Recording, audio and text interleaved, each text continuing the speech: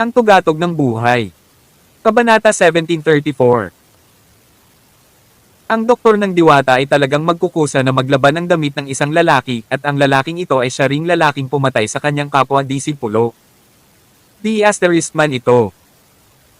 Tinigilan ni Michael ang pagnanasa na magsuka ng dugo mula sa kanyang galit at sinabing, Trey, hindi ko alam kung wala kang utak o spineless. Ang pagpatay sa isang tao ay hindi kailanman tungkol sa brute force, ito ay tungkol sa paggamit ng iyong ulo. Kailan kita hiniling na labanan ang batang iyon? Naiintindihan mo ba kung ano ang scheming? Gumamit ng mga scheme. Ikinalulungkot kung ginawa kitang deputy commander. Kahit si Vivian Taylor ay mas malakas kaysa sa iyo. Enough, bantayan mo na lang ang bata.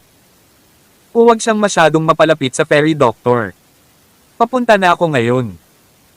Ngunit dinala ng fairy doctor ang batang iyon sa kanyang tirahan. Ano ang sinabi mo? Pagkatapos bilisan at bantayan siya. Go! Si Richard asterisk. Nang matapos ang tawag, tumingin si Michael kay Colton at sinabing, pare, gusto kong pumunta sa Flying Eagles Academy saglit. Nagsalubong ang kilay ni Colton. Si Jade ay nagdala ng mga tao sa Myriad Demon Valley ngayon at maaaring hindi siya makalabas. Kahit na gawin niya ito, maaaring siya ay malubhang nasugatan at walang higit sa isang mapagkakatiwalaang tao dito.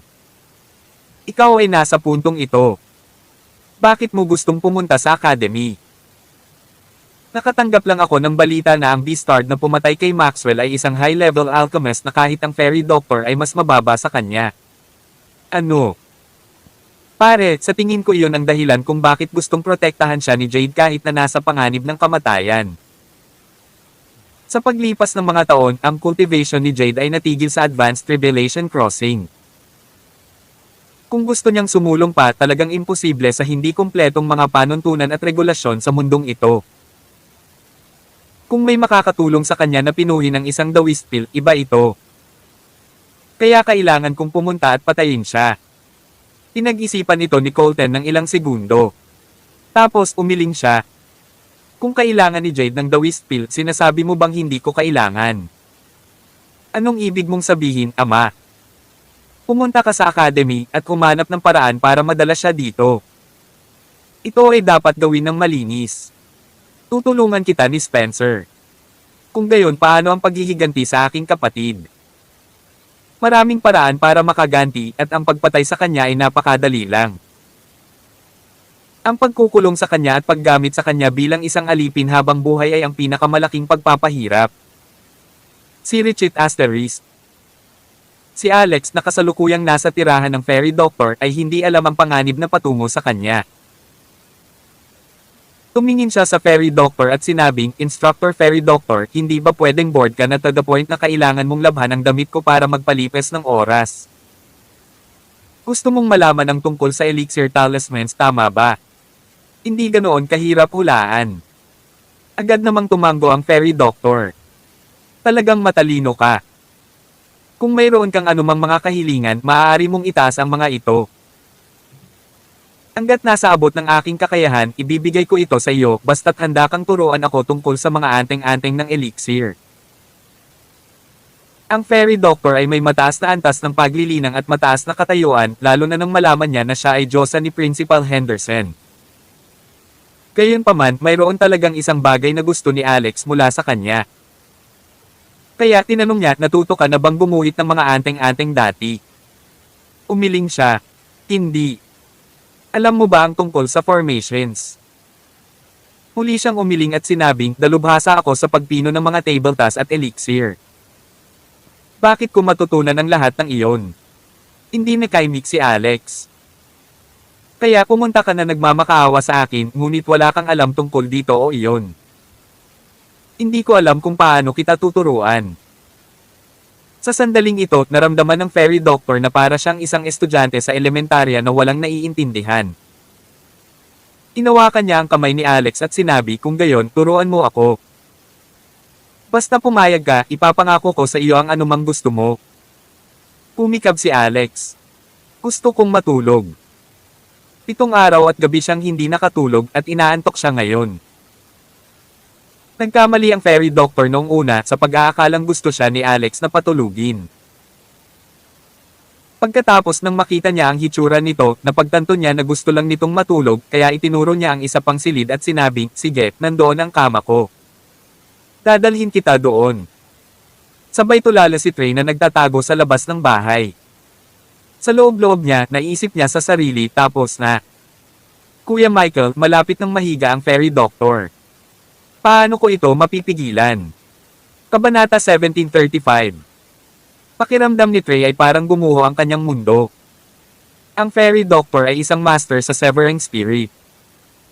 Ano ang mangyayari kung ang isang tulad niya ay lalabas at pigilan sila sa kritikal na yugtong ito? Nai-imagine na niya ang resulta, ngunit hindi rin siya naglakas loob na suwayan ang utos ni Michael. Ang kanyang buong pamilya ay nasa ilalim ng pangangasiwa ng pamilya Lawrence at kung gusto ni Michael na masira ang kanyang buong pamilya, ang kailangan lang niyang gawin ay sabihin ang salita. Masyadong malupit ang katotohanan. Kinagat ni Trey ang kanyang mga ngipin. Hindi na ito mahalaga, kailangan niyang pigilan ang mga ito, anuman ang gastos. Kailangan lang niyang maghanap ng random na dahilan. Kaya naman, bigla siyang tumayo. Akmang sipay na sana niya ang pinto, biglang bumukas ang pinto sa mga sandaling ito. Biglang nasa harapan niya ang fairy doctor. Natigilan si Trey. Fairy, doctor. Ang fairy doctor ay nakasuot ng belo sa kanyang mukha kaya hindi niya nakita ang kanyang ekspresyon, ngunit ang kanyang mga mata ay puno ng galit. Matagal ka nang nakikinig sa pintuha. Akala mo ba isa akong hindi nawawala ng galit? Akmang bubuksan na ni Trey ang kanyang bibig para sumagot, marahas na itinaas ng fairy doctor ang kanyang binti, sinipa siya sa mukha. Magwala ka. Kapag bumalik ka dito, papatayin kita. Nasa kalunos-lunos na kalagayan si Trey, bumuhos ang dugo mula sa kanyang ilong at bibig mula sa sipa, at lumipad siya sa malayo, bumagsak ng husto sa lupa, nawalan ng malay. Si Richie Asterisk. Talagang ayaw matulog ni Alex sa kama ng fairy doctor sa loob, ngunit nakatulog siya nang makita ang kama. Sa totoo lang, sobrang nakakapagod para sa kanyang espiritu na mag-aral ng star formation board sa loob ng 7 araw at gabi. Pagkatapos sumuko siya pagkatapos magpakita ng paglaban at nahulog sa kama ng diwata na doktor. Nag-init ang kama at maliwanag na ang diwata na doktor ay isang taong marunong magsaya sa mga karangyan ng buhay. Hindi lamang ang bahay na ito ay pinalamutian ng maganda, ngunit ang kama ay napaka-komportable at maganda din. Higit sa lahat, naramdaman ni Alex ang isang purong espiritual na diwa mula sa kama.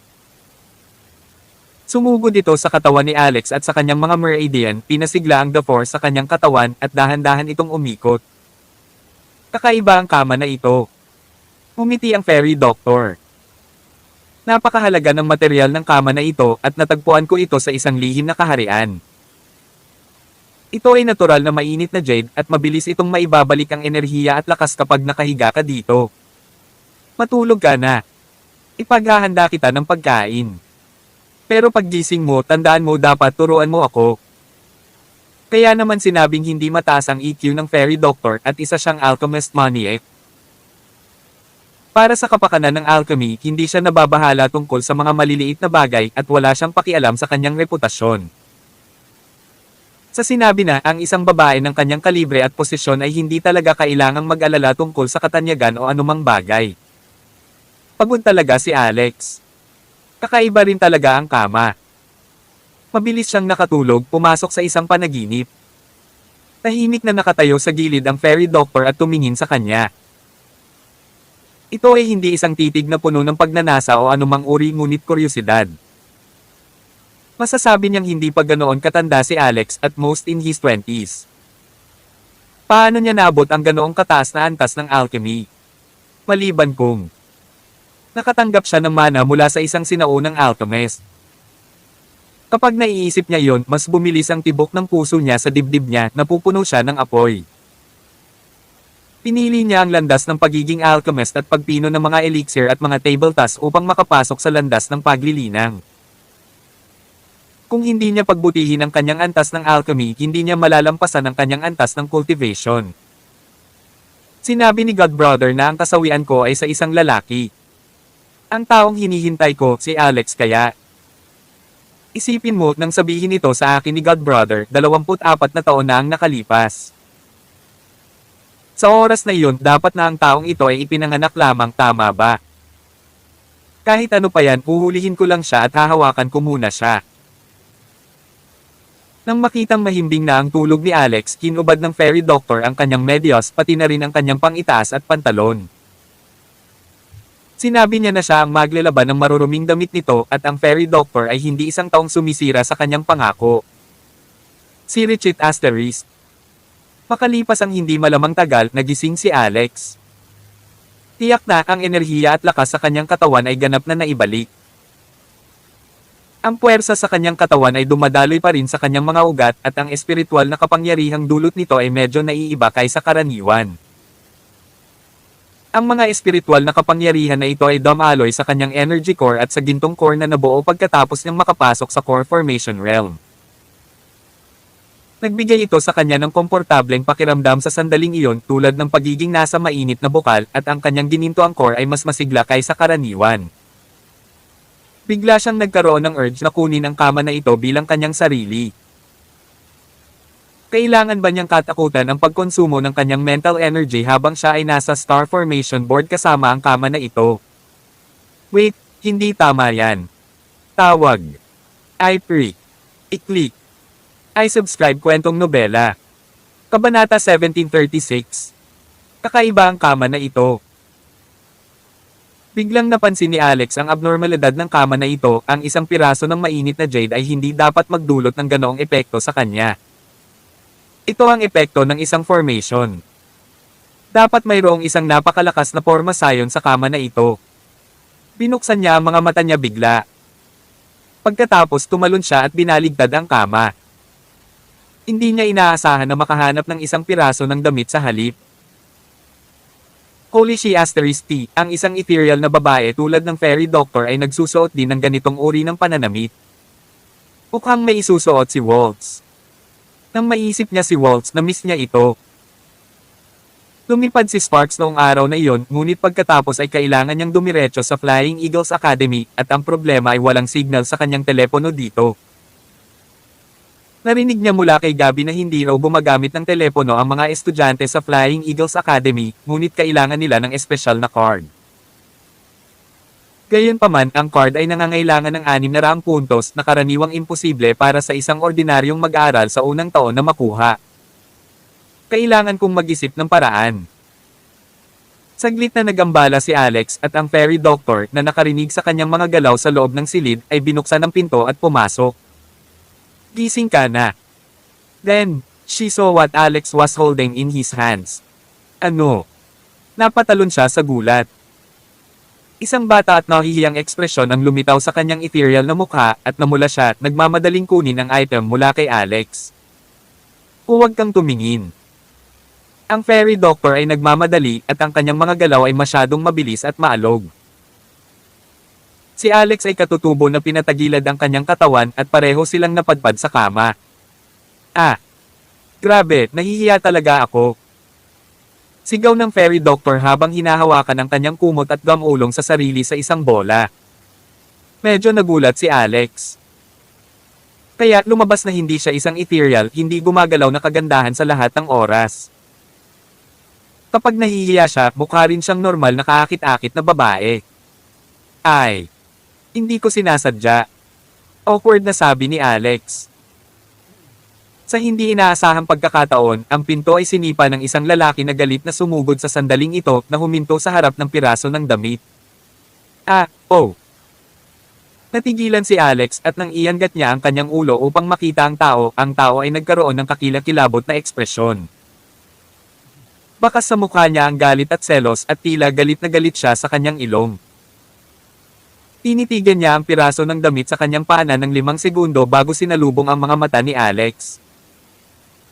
Kitang-kita ang nakamamatay na hangarin sa kanyang mga tingin at imposibleng itago. Ang taong ito ay si Michael Lawrence. Sa kasamaang palad, hindi siya kilala ni Alex. Malapit nang mawala sa isip si Michael sa mga sandaling ito. Ano ang nakita? Nakita niya si Alex walang sando sa kama kasama ang fairy doctor na nakabalot ng kumot. Narinig din niyang sumigaw ang diwata na doktor kanina na nahihiya. Narinig na ba niya ang mga ganitong salita noon? Nai-imagine na niya na nakahubad ang fairy doctor sa ilalim ng mga kumot. Ito ang nagpabaliw sa kanya sa selos. Ang babaeng napagdesisyonan niya, ang babaeng ituturing na kanyang kasintahan ay natulog sa ibang lalaki. Ito ay isang pakiramdam na hindi kayang tiisin ng sinumang tao. Sino ka? Pasigaw na tanong ni Alex. Sa wakas ay kumalma na ang fairy doctor at inilabas ang kanyang ulo mula sa mga kumot. Natigilan siya nang makita kung sino iyon. Michael Lawrence. Bakit ka nandito? Sino ang nagpapasok sa iyo? Labas. Kabanata 1737. Pinapaalis mo ako. Sa sandaling ito, naramdaman ni Michael na parang nahuli niya ang kanyang asawa sa kama na may kasamang ibang lalaki, ngunit ang asawa ay may kumpiyansa sa pagsasabing wala siya sa kanyang paningin at mawawala at hindi sila abalahin. Fairy Doctor, paano mo ito nagawa sa akin? Umungol si Michael na para bang nababaliw siya sa sandaling ito ay kumurap si Alex, medyo nalilito sa buong sitwasyon. Ano ang relasyon ng lalaking nasa harapan niya at ng doktor ng diwata? Ang pinaka-awkward na bagay ay ang estado nila ng fairy doctor ay masyadong nakaliligaw. Sa halip ay malamig na sinabi ng fairy doctor, binibigyan kita ng 3 segundo upang umalis sa aking lugar. Kung hindi, harapin ang mga kahihinatnan. Tumingin si Michael kay Alex ng 2 segundo. Tapos tumalikod na siya at umalis. Pagkaalis ng tao, tumalon ang diwata na doktor mula sa mga kumot at hinawakan ang damit sa sahig. Sa isang pagsabog ng espiritual na kapangyarihan, ang bagay sa kanyang kamay ay naging alabok. Natigilan sandali si Alex at malungkot na sinabi, bakit mo ito sinira? May branded. Lumipat ang tingin ng fairy doctor sa kanya. Nakita mo itong mabuti, hindi ba? Anyway, hindi ito sa akin. Ito ay sa ibang tao. Lalong nagulat si Alex. Gayunpaman, nababasa niya ang kapaligiran at hindi na siya nagsalita patungkol dito. Itinuon niya ang kanyang mga mata sa pinto at sinabing, yung lalaking iyon, pwede ba siyang maging boyfriend mo? Siyempre hindi, sabi ng fairy doctor. Wala siyang kinalaman sa akin. Ang kanyang pangalan ay Michael Lawrence, ang panganay na anak ng Flying Eagles Left Wing Lieutenant Colton.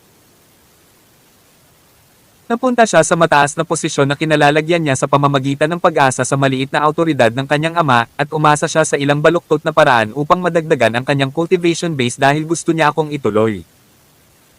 Hindi ko alam kung saan nanggagaling ang tiwala niya. Nang marinig iyon ni Alex ay natawa siya sa loob. Ang panganay na anak ni Colton ay magiging nakatatandang kapatid ni Maxwell. Imposibleng hindi siya makilala ng Shitter City na iyon. Ngayon na ang luma at bagong poot ay nakasalansan na posibleng may galaw mula sa kanya sa lalong madaling panahon. Sinulyapan ni Alex ang fairy doctor at sinabing, sinadya mong itago ang sarili mo sa mga kumot kanina, hindi ba? At ginamit niya ako bilang isang kalasag. Kung hindi ako nagtago sa ilalim ng mga takip, hindi ba niya tayo maiintindihan sa alinmang paraan? Sabi ng fairy doctor. Napaisip si Alex, saka umiling. Nasaan ang mga damit ko? Ako ang nagugas nito para sa iyo. After a pause, bigla siyang tumalon. Nako, ang pasta. Sigurado, may naamoy si Alex na nasusunog. Pinagmasdan niya ang doktor ng diwata na tumalon mula sa kama, nakayapak, at lumipad palabas ng silid na parang isang magandang duwende. Tahimik na naglabas ng damit si Alex sa storage bag at isinuot ito. Sinulyapan niya ang magulong kama at nagpasya na huwag pansinin si Michael. Itinulak niya ang kumot at unan sa gilid upang tingnan ang misteryosong mainit na jade na nakatago sa kama, at hindi nagtagal, natuklasan niya ang misteryo ng kama. Sa harap ng kama, mayroong isang hindi maihahambing na misteryosong porma sayon na nakaukit dito, siksik na puno ng mga sinaunang rune. Pakiramdam ni Alex ay pamilyar ang porma sayon, ngunit parang isang bagay na hindi pa niya nakikita. Ito ay mas komplikado kaysa sa pagbuo sa loob ng Star Formation Board. Ito ay tiyak na gawain ng isang mahusay na master sa pagbuo. Pumasok ang fairy doctor na nakapatay ng apoy at nakita niya ang lahat ng kumot sa sahig. Anong kalokohan ang ginagawa mo? May formation dito. Naiintindihan mo ba? Umiling ang fairy doctor, hindi man lang maintindihan. Nakita ko ito sa isang lihim na kaharian sa isa sa mga bahay. Gumawa ako ng maraming pagsisikap upang mailabas ito mula doon dahil ang paghiga dito ay mabilis na maibabalik ang enerhiya at lakas. Lahat ng mga pattern at mga salita dito, 2 salita lang ang nakikilala ko. Itinuro niya ang sulok ng kama kung saan nakaukit ang ilang salita. Yumuko si Alex at tumingin ng malapitan. Tawag. I pray. I-click. I subscribe kwentong nobela. Kabanata 1738. Yawl at Bright. Hindi ito ron, ngunit ang mga salita ay nakasulat na parang pirma sa halip. May maliit na tuldok sa pagitan ng mga pangalan at mukhang ito ang pirma ng 2 tao sa halip na isa. Napaisip ito sandali ni Alex at sinabing maaaring ito ang mga taong nag-set up ng formation at pumirma dito. Ang isa sa kanila ay may pangalang Yuel at ang isa ay Bright. Tumango ang fairy doctor. Akala ko rin. Ito ba ay isang napaka-advanced level formation? Ito ang pinaka-komplikado at hindi malinaw na forma sayo na nakita ko, sabi ni Alex. Ito ay napakalakas at malikhain din. Isipin na naisip nilang magukit ng forma sayon sa isang mainit na kama, isang bagay na madaling makuha. Ang paghiga sa kama araw-araw ay maituturing ding paraan ng paglilinang. Tiningnan siya ng fairy doctor at sinabing hindi ito isang kama sa una. Ha? Tapos ano yun? Sinulyapan siya ng fairy doctor. Ito ay isang bathtub. Ibinuka ni Alex ang kanyang bibig at hindi ito naisara ng matagal. Ibig sabihin, nakahiga tayo sa bathtub. Tumango ang fairy doctor. Maaari mo bang sabihin sa akin ng mas detalyado kung anong uri ng lugar ang lihim na kaharian na pinuntahan mo? Pwede kitang turuan ng alchemy. Agad na sinabi ng doktor ng diwata, mark your words. Ito ay isang kasiraan at ito ay dapat na isang sinaunang larangan ng digmaan. Maraming mga buto sa lugar na iyon at isang bahay lamang na nakalagay sa gilid ng bangin ang buo. Sa loob ng bahay na iyon ko nakita ang bathtub na ito. Siya ay huminto pagkatapos ay nagpatuloy, ang bathtub na ito ay naging mas epektibo sa aking pagtatanim sa kalahati ng pagsisikap. Binuka ni Alex ang kanyang bibig pagkatapos ng lahat ng sinabi at ginawa, ngunit hindi niya binanggit ang labis na kahilingan na mayroon siya. Kasabay nito pagkaalis ni Michael sa bahay ng fairy doctor, agad niyang nahanap si Trey at sinampal ito sa mukha. Pulang dugo ang kanyang mga mata, may kakaibang aura na tumutulo mula sa kanyang katawan. Kung nakikita ni Alex si Michael ngayon, pakiramdam niya ay pamilyar ang aura dahil ang duguan, malupit, bahagyang malamig, at masamang aura na ito ay kapareho ng sa blood cult. B****, basura. Ano ang iniutos ko sa iyo? I asked you to keep your eye on Alex and the fairy doctor, and what happened? Nakitulog na sila sa isa't isa at nagkukulitan ka dito. Ano ang silbi ng pag-aaksaya ng espasyo tulad mo sa paligid? Inilabas ni Michael ang lahat ng galit niya sa pagkakita kay Alex at ng fairy doctor na magkasama sa katawan ni Trey, sinuntok at sinipa siya na para bang si Trey ay si Alex. Nang sa wakas ay nagkaroon na ng sapat si Michael, ang katawan ni Trey ay natatakpan ng mga pasa at nawalan siya ng 2 ngipin. Mula ngayon hindi ka na deputy leader. Regular member lang. Galit na umalis si Michael pagkatapos ng paghihiwalay ng mga salitang iyon. Nakahiga si Trey sa lupa, pinapanood si Michael na umaatres, puno ng galit at poot ang mukha niya. Si Richie Asterisk. Pagkatapos nito, natagpuan ni Michael si Spencer, ang master na ipinadala ni Colton upang tulungan siya. Uncle Spencer, kasama ng fairy doctor ang batang Rockefeller na iyon. Magkasama silang natulog at palagi silang magkasama. Walang pagkakataon na gumawa ng anuman. Mayroon bang anumang paraan upang paghiwalayin sila at mahuli siya kapag siya ay nag-iisa? Ayokong maghintay ng 1 segundo pa. Si Spencer ay humihitit ng sigarilyo, nakaupo sa tabi ng isang flower bed, at sinabing, narinig ko na ang Rockefeller brat ay pumasok sa formation department at interesado siya sa mga formations. Natigilan si Michael. Bakit mo dinadala ito? Ang Fairy Doctor ay walang alam tungkol sa mga Forma Scion, sabi ni Spencer. Ito ang kahinaan niya na alam ng lahat. Pero, may isang lugar na parang isang banal na lugar sa mga tao sa Formation Department. Kung ilalabas namin ang impormasyong ito, lalabas sila at pupunta sa lugar na iyon. Natigilan si Michael. Ang tinutukoy mo ay lugar iyon. Tama iyan. Hanggat maaga tayong nagpaplano ng pananambang, isang simpleng bagay ang makahuli ng isang tao. At dahil wala ang lugar sa Flying Eagles Academy, hindi rin malalaman ng mga taong iyon ang tungkol dito. Sige, gawin natin yan. Kabanata 1739. Kinabukasan, kumalat ang mga alingaw sa buong Flying Eagles Academy. Ang Fairy Doctor at ang bagong estudyante, si Alex Rockefeller, ay natulog ng magkasama. Hindi na kailangang sabihin, ang tumor ay ikinalat ni Michael Lawrence. Ang kanyang ama ay si Colton Lawrence, ang left-wing lieutenant ng Flying Eagles. Natural na hindi kailangang mag-alala na mahanap siya ng Fairy Doctor para sa paghihiganti o utang na ito. Sa katunayan, ginawa niya ito para maisip ng Fairy Doctor ang kanyang reputasyon at layuan si Alex sa Academy. Kung hindi, kung ang chismis ay nakumpirma, kung gayon siya ay mapapahiya bilang isang instructor. Gayunpaman, hindi niya alam na ang Fairy Doctor ay nag-aaral ng alchemy kay Alex ngayon at tinatrato siya bilang ang lalaking haharap sa sakuna na kanyang kinakaharap. Wala siyang pakialam sa mga chismis. Gayunpaman, nang lumabas ang mga alingaw, ang buong akademya, mga mag-aaral at mga instructor, ay natigilan, nalaglag ang kanilang mga panga. Napakaraming lalaking estudyante at instructor ang labis na nadoroj. Pakiramdam nila ay hindi sila makahinga. Ang nangungunang Diyosa ng akademya, ang Diyosa ni Principal Henderson, ang pangarap na kasosyo ng hindi mabilang na mga tao, ay natulog sa isang estudyante sa unang taon. Magandang langit, ang Diyos ay dapat na bulag. Nawala na ba sa isip ang Fairy Doctor? Si Alex na iyon ay malamang na nagdroga sa Fairy Doctor. Oo, tama iyan. Isa siyang alchemist at maganda ang first grade pill na na-refine niya. Siguradong niloko niya ang diwata na doktor at sinamantala ang pabor nito at nilagyan ng droga. Sa sandaling natulog siya sa kanya, parang wala nang magagawa ngayon. Anong B** start, anong pakona? Sa sandaling lumabas ang pangungusap na ito, lahat ay natigilan. Oo. Yung Rockefeller na bata.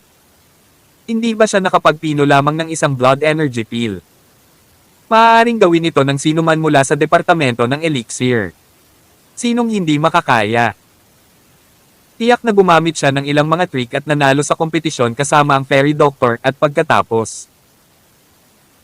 Hindi mabilang na mga tao ang nalungkot at nanghihinayang, ngunit may higit na inggit, selos, at poot sa loob nila.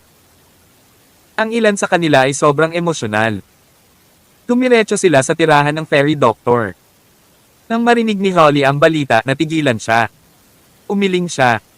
Ito talaga ang estilo ng kanyang kapatid.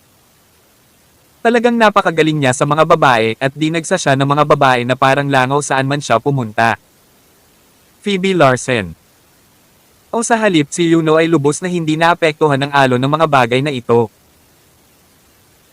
Ang kanyang isip ay ganap na nakatuon sa biology department sa panahong ito, hindi nagsasaliksik ngunit ninakaw ang pinong diwa mula sa dugo ng mga halimaw para magamit niya. Sa loob lamang ng ilang araw, tumaas ng malaki ang kanyang cultivation level.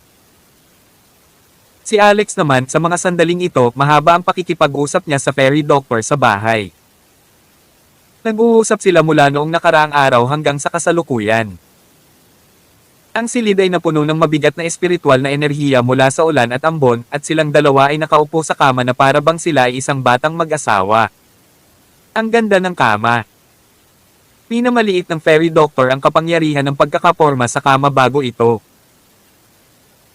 Hindi niya naintindihan ang Forma Scion na nakaukit dito at maaari lamang niyang tanggapin ang mga benepisyo ng passive effect mula sa formation. Gayunpaman, iba si Alex. Bagamat hindi niya naiintindihan ang layout ng masalimuot at hindi malinaw na Forma Scion na ito, hindi nito napigilan ang pagmamanipula nito. Ito ay katulad ng kung paano ang lahat ay maaaring maglaro ng isang mobile phone, ngunit kakaunti ang mga tao ang nakakaunawa sa mga chips at mga bahagi. Pinisil ni Alex ang kanyang mga daliri, nagtulak ng kaunting espiritual na enerhiya sa porma sayon. Sa susunod na segundo, ang pagbuo sa kama ay aktibo. Pinalibutan sila ng mapusyaw na berdeng sinag at parang nasa isang fairyland sila. Mayroong higit pa doon. Ang pagkakabuo sa mainit na jade bed ay nagpalapot sa espiritual na enerhiya sa radius na ilang daang milya. Habang silang dalawa ay nakaupo sa kama, hindi sinasadyang magtanim. Ang espiritual na enerhiya ay automatikong hinihigop sa kanilang katawan na dumadaloy sa kanilang mga meridian at muling pupunan ang kanilang espiritual na enerhiya at lakas. Natigilan ang fairy doctor. Parehong natigilan si Alex. Ang epekto ay hindi kapani-paniwala. At pagkatapos, isang nakakahiyang eksena ang nangyari. Dahil ang essence condensed ay masyadong marami, isang malaking ambon ang nabuo 1 metro sa itaas ng formation na sumasakop sa buong silid at mas siksik kaysa sa hangin. Direkta itong naging espiritual na ulan at bumuhos na basa ang kama. Ang fairy doctor at Alex ay tila naliligo, ngunit walang nagsalita na umalis dahil ito ay isang pambihirang pagkakataon. Kaya naman, nagpatuloy sila sa mahabang pag-uusap sa ganoong kapaligiran. Hindi katakataka na ang taong sumulat ng pormasyong ito ay idinisenyo bilang isang bathtub. Hindi ito angkop na gamitin bilang isang kama. Tawag. I-Freak. I-Click. I-Subscribe kwentong nobela. Kabanata 1740. Sa Flying Eagles Academy, napansin ng maraming master ang abnormal na daloy ng espiritual na enerhiya. Gayunpaman, ang kakanyahan sa paligid ng akademya ay napakasiksik sa unang lugar. Bagamat abnormal ang daloy, nang makita nilang nakatutok ang konsentrasyon sa tirahan ng fairy doctor, hindi na sila gaanong nagkomento tungkol dito. Kung ikukumpara kay Gabi, natural na mas malalim at malayo ang pagkaunawa ng fairy doctor sa Flying Eagles Academy. Si Alex ay hindi pumunta dito upang malaman ang anumang bagay sa unang lugar, ngunit upang magtanong tungkol sa sitwasyon sa loob ng sinaunang force field.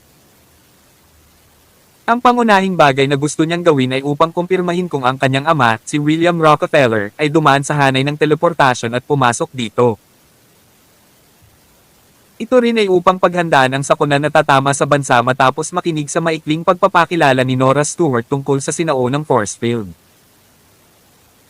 Ang fairy doctor ay nakatanggap lamang ng mga natatanging insight sa alchemy mula kay Alex at siya ay nasa mabuting kalagayan at lubos na nasisiyahan kay Alex.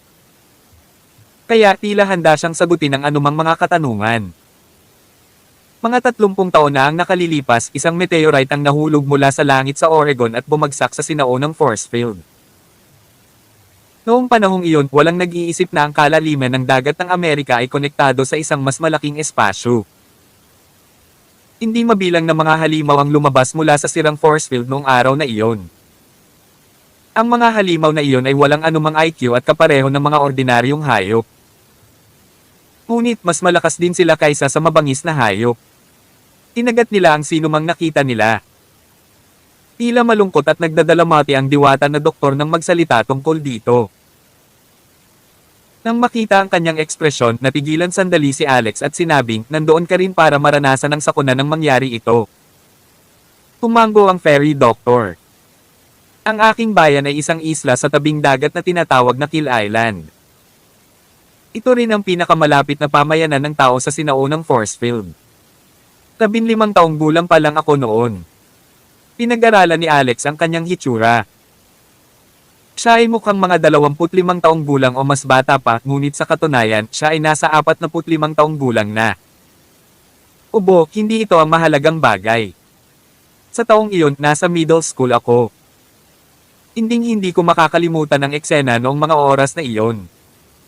Dahan-dahang makapangyarihang halimaw ang sumugod sa paaralan. Mukha silang kakaiba at mabangis at kinagat nila ang sinumang nakita nila. Nakita ko ang pagkagat ng ulo ng aking deskmate. Ang aking mga magulang, ang lahat ng mga guro sa paaralan, ang aking ina, ang aking ina. Ang kanyang boses ay humina, hindi na makapagsalita nang siya ay umabot sa puntong ito. Nanginginig ang boses niya at bumagsak ang luha sa mga mata niya. Ito ay dapat na isang napakasakit na karanasan. Ang fairy doctor ay napapaligiran ng fairy energy ngayon, ngunit lahat ng naranasan niya ay tiyak na masakit noon. Naglabas si Alex ng ilang napkin at iniabot sa kanya. Sa hindi inaasahan, nahulog siya sa kanyang mga bisig, umiiyak sa kanyang mga bisig. Sa ilalim ng pagbuhos ng espiritual na ulan, pareho silang nabasa ng husto at maging ang sahig ay basang-basa. Ang puting damit na suot ng fairy doctor ay walang pinagkaiba kung wala man lang siyang suot. Malinaw na makikita ang lahat sa ilalim ng basang damit at ngayong nakahiga siya sa kanya, ang pakiramdam na iyon ay. At pagkatapos, nininigas ang katawan ni Alex at hindi siya naglakas loob na yakapin siya. Inayos ng fairy doctor ang sarili bago siya nagpatuloy, mamaya, lumitaw ang aking ninong. Isa siya sa mga principal ng Flying Eagles Academy. Ang kanyang pangalan ay Gilbert Henderson. Siya ang nagligtas sa aming mag-ama. At pagkatapos naroon ang Flying Eagles Academy. Ang aking ama ay nasugatan din sa isang uri ng lason noon. Ito ay isang kakaibang uri ng lason na kahit na si Principal Lawler ay hindi magamot. Sinabi niya na ang isang tableta lamang na tinatawag na Heaven Mending Pill ang magiging epektibo, at iyon ang dahilan kung bakit natuto ako ng alchemy. Sa kasamaang palad, kahit ako ang naging pinakamahusay na alchemist sa bansa, hindi ko pa rin mapagaling ang aking ama. Heaven Mending Pill. Ipinikit ni Alex ang kanyang mga mata, hinahanap ang impormasyon sa tabletang ito sa Ultimate Book of Medicine. Hindi nagtagal, nakita niya ito at nagtanong, hindi mo ba ito mapipino? Kabanata 1741. Umiling ang fairy doctor, I can't refine it. Ang material para sa Heaven Mending Pill ay napakabihirang. 3 beses ko lang itong nakolekta at 3 beses kong pino. Ngunit kahit na mayroon akong recipe para sa Heaven Mending Pill, nabigo pa rin ito sa huli. Sa tuwing may problema sa condensation ng mga table tasks, nawawala ang trabaho. Sa pagsasalita tungkol dito, bigla niyang napagtanto ang isang bagay at nagtanong, nagagawa mo bang pinuhin ito? Sinabi ni Alex, hindi ko pa napino ang isang Heaven Mending Pill, ngunit kung magagamit ang mga sangkap, sa palagay ko hindi ito dapat maging isang malaking problema. Nang marinig ito, agad na tumalo ng fairy doctor. Pumunta tayo sa merkado ng Kalakalan. Pamilihan ng Kalakalan. Saan yun? Ito ay isang lugar kung saan kinukolekta ang mga materyales mula sa sinaunang larangan ng digmaan. Maliban sa mga bahagi na napili kaagad sa larangan ng digmaan, ang pagsubok ay ipapadala sa Flying Eagles Academy. Pagkatapos pag-uuri-uriin sila sa iba't ibang kategorya ng mga dalubhasang tauhan ng Flying Eagles Academy. Karamihan sa kanila ay magiging inventaryo ng akademya para sanayin ang mga trainee at ang ilan sa kanila ay ibebenta. Tanong ni Alex, paano na lang hindi ko pa ito narinig? Sumagot ang doktor ng diwata, hindi ito bukas sa mga ordinaryong miyembro ng komunidad dahil ang mga bagay na nakolekta sa mga sinaunang hangganan ay tiyak na mga materyales sa paglilinang o mga materyales sa pagsasaliksik. Mga espiritual na damo at mga gamot, dugo ng demonyong hayop, mga pellets ng demonyo, at iba pa.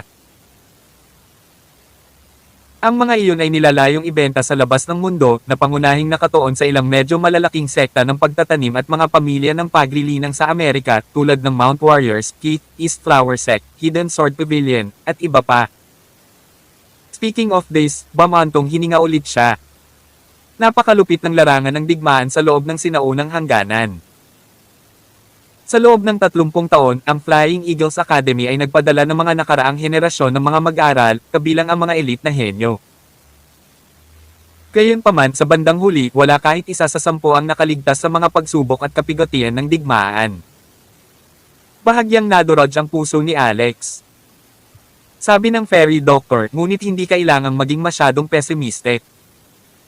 Kasama ang isang grupo ng mga elite expert, ang aking ninong at Principal Lawler ay pumunta sa Dragon King's Grotto. Kung mahahanap natin ang Blood Dragon Pearl, masusugpo natin ang sakuna na ito. Blood Dragon Pearl. Ano yan? Si Alex ay walang katulad na nataranta. Sa harap ng fairy doctor, pakiramdam niya ay may 100,000 tanong siya dahil maraming bagay na hindi niya naiintindihan sa Flying Eagles Academy. Ipinaliwanag ng fairy doctor, narinig ko na ang Blood Dragon Pearl ay maaaring mag-utos sa lahi ng demonyo. Ang lahi ng demonyo ay mas mataas kaysa sa demonyong halimaw na umiiral. Mula sa lahat ng mga indikasyon, ang demonyong hayop ng sinaunang hangganan ay malamang na nasa ilalim ng kontrol ng lahi ng demonyo. Sa mga taon na ito, ang labanan doon ay naging mas mahirap. Ang lakas ng labanan ng demonyong hayop ay lumalakas din at lumalakas.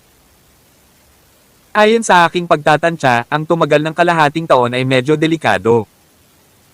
Kumunat ang noo ni Alex at hindi nagsalita. Pagkatapos tumama si Alex ng ilang spells at pumasok sa forma sayo ng mainit na jade bed. Agad na nawala ang berdeng ilaw. Ang espiritual na likido na nagsama-sama ay dahan-daang naglaho. Maging ang espiritual na likido na naiwan sa sahig ay mabilis na nagnas, nag-evaporate at naglaho sa hangin. Ang kanilang mga damit na basa ng espiritual na ulan ay mabilis na natuyo. Ang epekto ay himala. Master Fairy Doctor, kung ganoon, ang iyong ama. Buhay pa ba?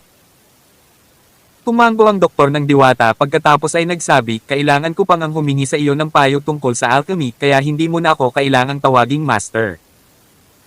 Fairy Doctor ay hindi rin ang pangalan ko. Iyan ang pangalang ibinigay sa akin ng iba. Ang pangalan ko ay Don Winslet, maaari mo akong tawagan. Tita Winslet. Biro ni Alex. Matapos ang isang araw at isang gabing magkasama, naging pamilyar ang dalawa sa isa't isa. Bahala ka. Paano ako ganoon katanda? Lady Winslet. Sis, please. Pwede mo akong tawaging Sis Winslet. Nag-impake sila ng kaunti. Pagkatapos lumabas ang dalawa. Sa hindi inaasahang pagkakataon, maraming tao ang nagkukumpulan sa harap ng bahay.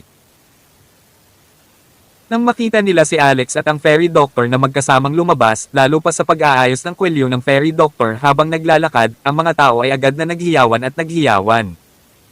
Tawag. I-freak. I-click. I-subscribe kwentong nobela. Kabanata 1742. Natigilan silang dalawa. Hindi nagtagal, nakita ni Alex si Gabi sa gitna ng mga tao. Kumaway ito sa kanya, Gabi, halika rito. Natigilan si Gabi habang dahan-daang naglakad, ang mga mata ay lumilipad sa pagitan ng dalawa, nagsalungat, habang bumubulong, Alex, natulog ka ba sa Fairy Doctor? Napatulala si Alex. Naisip niya, Ed asterisk man, Michael, ang B asterisk star na iyon. Anong klaseng kalokohan ang sinabi niya? Bakit alam ng lahat ang tungkol dito pagkatapos niyang maging kalasag? Hindi rin maganda ang ekspresyon ng Fairy Doctor. Wala siyang pakialam, ngunit hindi iyon nangangahulugan na gusto niyang pag-usapan. Ayaw din ni Alex na magkaroon siya ng mantsa ng Fairy Doctor dahil may asawa na siya at pampamilya. Masarap maging panangga sa iba. Ngunit kung aaminin niya ito sa harap ng napakaraming tao, hindi ba ito magiging katibayan? Kung alam ni Dorothy ang tungkol dito, hindi ito maganda. Sino ba yung pinapakinggan mo? Humihingi ako ng payo tungkol sa alchemy sa Fairy Doctor. Nakahanap ng dahilan si Alex para bigyang katwiran ang sarili. Imposible ito, tama. Agad na nagsalita ang isang tao, hindi mo ba tinalo ang mentor ng Fairy Doctor sa alchemy noong nakaraan? Dumating pa ang Fairy Doctor sa pintuan mo at gustong maglaban ng damit mo. Hindi pa kilala ni Alex ang Fairy Doctor noon. Ngunit ngayon, matapos siyang makilala, nalaman niyang napakabuting babae ang doktor ng diwata, ang gayong babae, na mas matanda sa kanya, ay dapat igalang. Higit sa lahat, ilang beses na rin niyang gustong gamitin ang bed formation nito. Agad niyang sinabi, gusto kong tame time na humingi ng tawad sa Fairy Doctor dahil nadaya ako sa huling kompetisyon. Sa sandaling sinabi niya iyon, ang mga tao ay natigilan. Natigilan din ang Fairy Doctor. Paliwanag ni Alex, sa katunayan, gumamit ako ng isang espesyal na paraan para i-camouflage ang blood energy pill, na piniinom ko noong isang araw para mukhang 100% purity ng blood energy pill. Pero sa totoo lang, natalo ako. Ang aking blood energy pill ay mayroon lamang 80% purity. Pinuntahan ako ng Fairy Doctor noon at humingi ng damit na lalaban. Actually, kabaligtaran ang ibig niyang sabihin. Alam niyang niloko ako at nahanap niya akong mag-areglo ng mga account. Taos puso akong humingi ng tawad kahapon at pagkatapos bilang napagkasunduan, naging estudyante din ako ng Fairy Doctor. Well, kagabi, ako ay pinarusahan niya at lumuhod buong gabi. Gulat na napatingin kay Alex ang fairy doctor. Tahimik na komendat sa kanya si Alex. Agad na naunawaan ng fairy doctor na pinapanatili ni Alex ang kanyang reputasyon at katanyagan, at kahit na hindi niya masyadong pinapansin, nakaramdam siya ng panandaliang naantig. Ang susunod na sandali. Nainas ang karamihan. Banal na si *E. How dare he *gets king chief. Nakakahiya naman. Paano mo nagawa ang ganoong bagay? Fairy Doctor, paano mo matatanggap ang isang taong may kadudad ang katangian bilang isang estudyante? Ito ay isang kahihiyan sa ating Flying Eagles Academy. Ang ganitong uri ng basura ay dapat na itapon at hindi kailanman tatanggapin. Sa sandaling ito, sinabi ng doktor ng diwata, ang pag-alam sa iyong mga pagkakamali at ang kakayahang itama ang mga ito ay ang pinakamagandang bagay na magagawa mo. Ang aming Flying Eagles Academy ay hindi lamang nagtuturo sa lahat ng mga kasanayan kundi pati na rin ang karakter. Sigurado akong hindi na niya ito uulitin sa hinaharap sa ilalim ng aking pag-aalaga. Sige, tumayo ka na. Alex, samahan mo ako sa trading market. Oo, mentor. Sa gitna ng mga natatarantang karamihan, si Alex ay sinundan ng diwata na doktor sa galit na galit at pumunta sa palengke ng kalakalan. Sa likod ng karamihan. Nakatayo doon si Michael. Nang marinig niyang niloko ni Alex ang kanyang alchemy, natigilan siya saglit.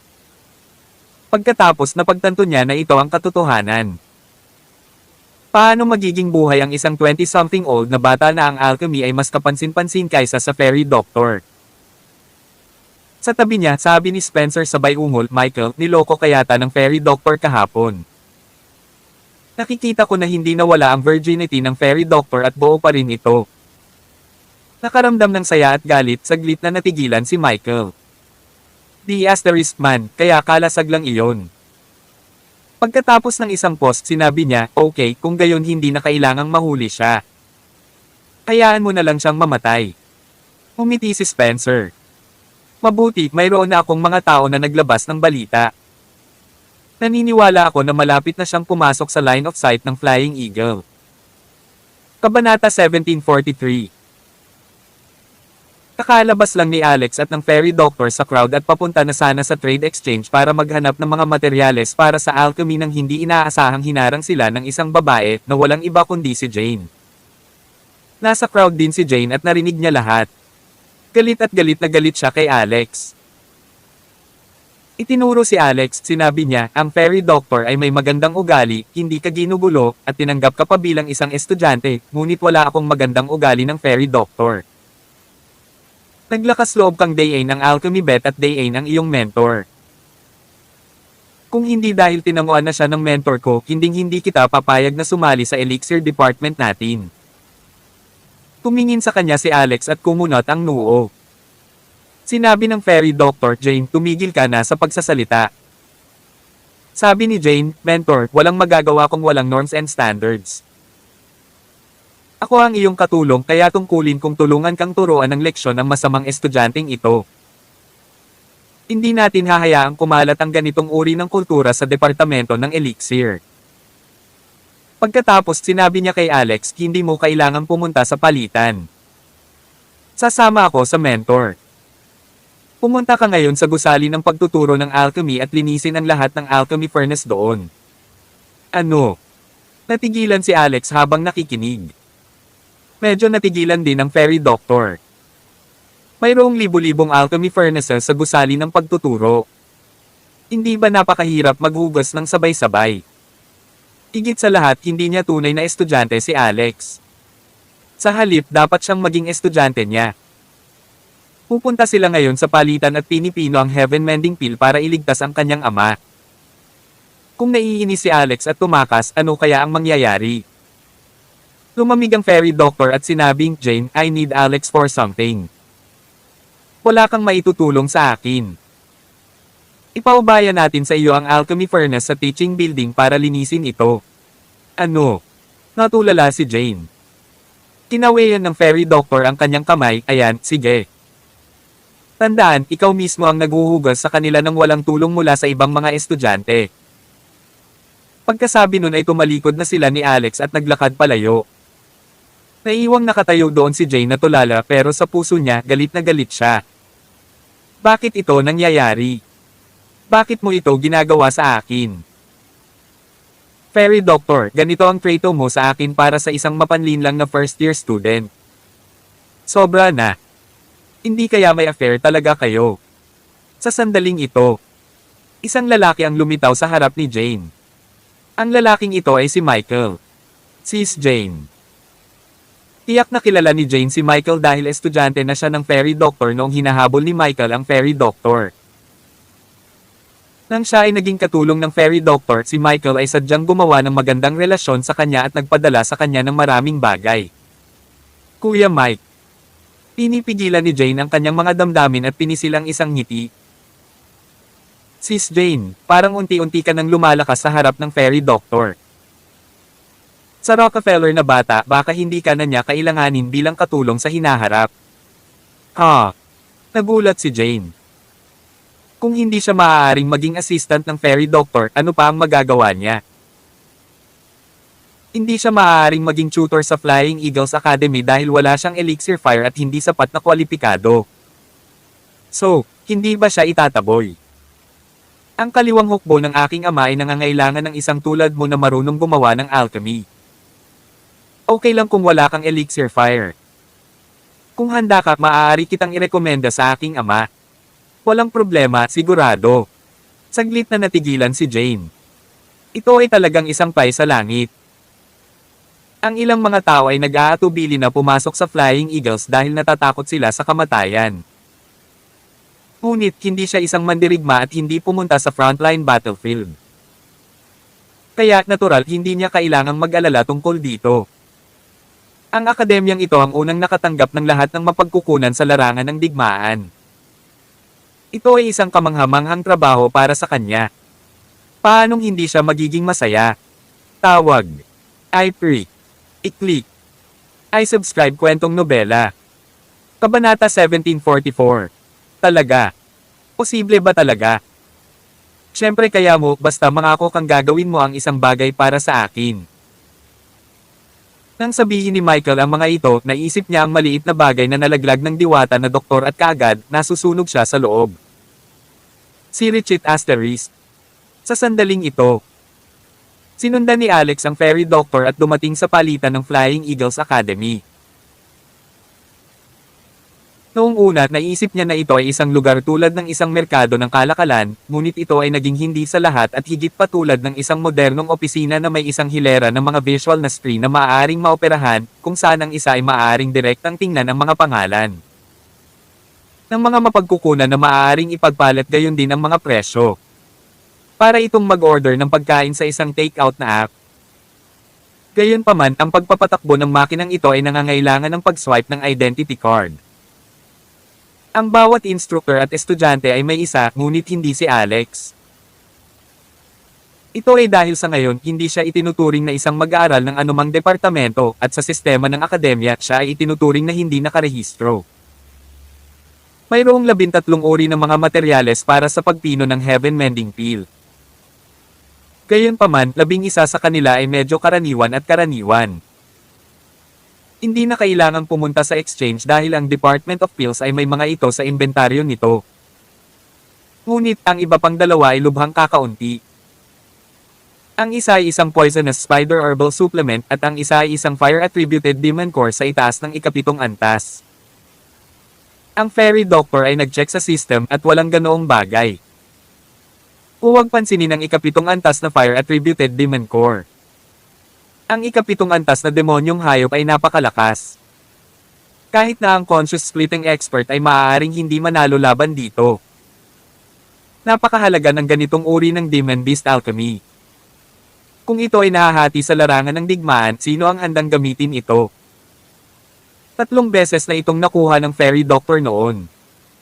Tinulungan siya ng kanyang ninong na si Gilbert para makuha ito. Ang poisonous spider herbal supplement ay napakabihirang din.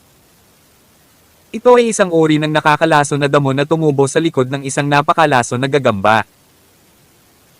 Ito ay tiyak na hindi maaaring isang ordinaryong makamandag na gagamba ngunit isang bihirang pulang ulo na magic spider na naninirahan sa isang pugad. Sa kasalukuyan, ang ganitong uri ng gagamba ay lumitaw lamang sa loob ng ilang mga lihim na kaharian at sinaunang mga hangganan. Kaya ito ay isa pang materyal na halos mahirap hanapin. Sabi ng fairy doctor na may halong pagkadismaya, sa katunayan, sinabi ko sa mga tao sa bodega noon na bantayan ang dalawang materyales na ito. Kung available ang mga ito, hahanapin nila ako. Ngayon parang wala na. Kung ang isa ay hindi isang sobrang eksperto, mahirap lang makuha ang ganitong uri ng bagay. Sinabi ni Alex, ang pagpino sa Heaven Mending Pill ay hindi kinakailangang nangangailangan ng makamandag na spider herbal supplement. Sa katunayan, maaari itong palitan ng ibang bagay. Natigilan ang fairy doctor. Pwede bang palitan? Hindi ko alam na ang mga sangkap sa isang race eta ay maaaring palitan. Tumawa si Alex, si Winslet, ang race eta na ito, sa katunayan, ay katulad ng race eta ng Chinese medicine. Hindi ito nakalagay sa bato dahil ang bawat pill na pinino ng bawat alchemist ay hindi magiging pareho. Ang race eta na ito ay orihinal na nilikha ng alchemist. Bago ito, wala. Kaya karamihan ay gumagamit ng kaunting sentido komon para gawin ito. Gulat na napatingin kay Alex ang fairy doctor. Ngunit upang maabot ang antas ng pagbabago ng mga materyales sa race eta ay nangangailangan ng isang napakakomprehensibo at malalim na kaalaman sa mga materyales na panggamot at alchemy. Hindi bababasa, ito ay lamang kapag ikaw ay isang antas ng 8 o mas mataas na mahusay na alchemist na maaari mong gawin ito. Baka isa kang level 8 na dakilang alchemist. Umiling si Alex. Hindi ako, pero kaya kong ihalo. Sasabihin ko sa iyo ang ilang mga materyales. Maaari mong tingnan kung mayroon. Mabuti. Sumunod, pinangalanan ni Alex ang ilang bagay, ngunit walang mahanap. Wala. Sa pagkakataong ito, wala na ring ibang pagpipilian si Alex. Lahat ba ng materyales sa malaking Flying Eagles Academy na ito? Dapat may iba pa, halimbawa, ilang materyales na maaaring hindi rin makilala ng mga tao sa bodega. Mayroong isa. Nakatambak lahat sa ibang lugar. Dadalhin kita doon para tingnan. Hindi nagtagal, dinala ng fairy doctor si Alex sa isa pang bodega. Bilang resulta, bago siya makapasok sa pinto, ang chaos bead sa isip palace ni Alex ay nag-vibrate ng marahas. Kabanata 1745. Ano? Ano yan? Natigilan si Alex at pagkatapos ay nagkaroon ng pagsabog ng pananabik. Mula sa lahat ng nakaraang karanasan, kung ano ang maaaring maging sanhi ng labis na reaksyon ng chaos bead ay talagang isang magandang bagay, at si Alex ay naging walang katulad na nasa sabik tungkol sa inventaryo sa bodega na ito. Sa pasukan ng bodega ay ilang gwardya at manager. Nang makita ang diwata na doktor, agad silang yumuko at sumaludo. Ang isa sa mga nasa katanghaliang gulang na kababaihan, na malapad at mataba, ay nagsabi na may ngiti sa kanyang mukha, ito ang doktor ng diwata. Ano ang nagdala sa iyo dito? May nakita pa akong magpies na huni nung lumabas ako ngayon. Kaya ito ay dahil darating ang fairy doctor. Isang bihirang bisita. Please pumasok ka. Napatingin sa kanya si Alex at halos tumawa siya ng malakas. Ngayon ay nasa kalagitnaan ng taglamig. Paano nagkaroon ng magpies? Makatuwiran kung may mga maya. Tita Beck, naparito ako upang malaman ang mga angkop na materyales sa alchemy na magagamit sa bodega na ito, sabi ng fairy doctor na may belo at malinaw at malamig na boses. Gayunpaman, ang address na Tita Beck ay nagpasigla sa nasa katanghaliang gulang na babae, marahil dahil nadama niya ang labis na karangalan na talagang makilala siya ng fairy doctor. Agad na sinabi ng babae, walang problema, walang problema. Agad na dinala ng babae ang diwata na doktor sa bodega at sinulyapan din si Alex bago ito maingat na sinabi sa diwata na doktor. Diwata doktor, ang aking asawa ay may problema sa kanyang pagtatanim noon. Maaari ka bang tumulong sa pagpino ng soul nurturing pill? Tumalikod si Alex at tumawa siya ng tahimik. So, may request siya. Hindi katakataka na siya ay masigasig. Hindi alam ni Alex na ang mga alchemist ay kakaunti ang mga talento, lalo na ang mga alchemist na may mataas na antas. Maraming tao ang nasuhulan at nagbigay sa kanila ng mga bagay-bagay para lang humingi ng pills kung kinakailangan. Iyon ang dahilan kung bakit napakataas ng katayuan ng fairy doctor at hindi ito dahil mayroon siyang principal para sa isang ninong. Hindi interesado si Alex na maglaan ng mas maraming oras kay Tita Beck. Sa katunayan, mula sa sandaling pumasok siya sa bodega na ito, ang chaos bead sa kanyang isip na palasyo ay nakakabaliw na nagre-react, nanginginig ng desperadong parang gusto nitong sumabog mula sa loob ng kanyang palasyo ng isip. Ang mas ikinagulat ni Alex ay sa pagkakataong ito, hindi lamang ang chaos bead ang nag-vibrate, ngunit ang ulap ng berdeng masa ng hangin sa tabi ng chaos bead ay naging hindi pangkaraniwang aktibo. Iyon. Ano ba talaga iyon? Tumingin si Alex sa loob ng palasyo ng isip at sinulyapan ang berdeng hangin. Ito ang kakaibang kahoy na bloke na nakuha niya noong huling pagkakataon sa Hygeia Valley, na kalaunan ay naging berdeng ilaw at pumasok sa kanyang isip palasyo at hindi na lumabas mula noon. Hindi alam ni Alex kung ano talaga iyon. May hinahanap din kaya ito. Sinubukan ni Alex ang lahat ng kanyang makakaya upang itago ang kakaibang paggalaw sa kanyang katawan, at ang kanyang mga mata ay nakakuha ng espiritual na enerhiya upang mag-scan sa bodega. Hindi nagtagal na patitig ang kanyang mga mata sa pinakaloob na bahagi ng bodega. Ang mga pandaman ng chaos bead ay nakaturo sa loob. Tinulak ng fairy doctor si Alex. Well, may magagamit ba dito? Tinakpan ni Alex ang kanyang noo at sinabing masyadong malaki ang bodega na ito. Kailangan kong maglaan ng oras para tingnan ito. Medyo nagulat si Tita Beck sa kanyang sinabi. Akala niya si Alex ay estudyante ng fairy doctor, pero bakit parang ang fairy doctor ang nagbigay ng importansya sa lalaking ito? Bakit kailangan niyang itanong sa kanya ang ganitong bagay?